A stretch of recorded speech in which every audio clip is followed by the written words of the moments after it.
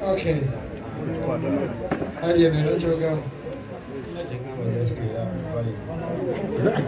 Huyo sasa.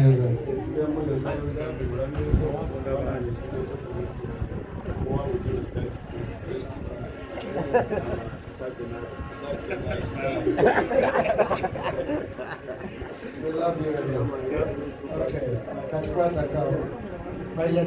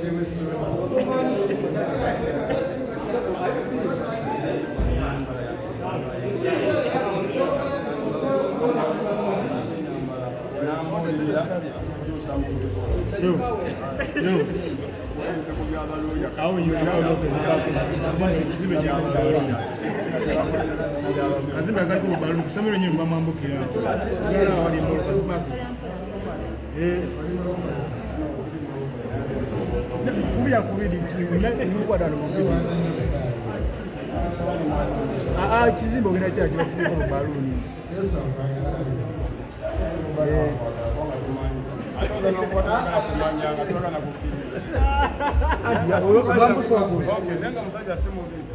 Mambuke kwa wagulu katono.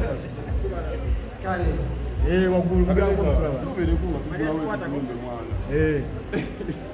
Katonda yabadde mwene nsonga, Katonda yabadde mwene nsonga, Katonda yabadde mwene nsonga, Katonda yabadde mwene nsonga.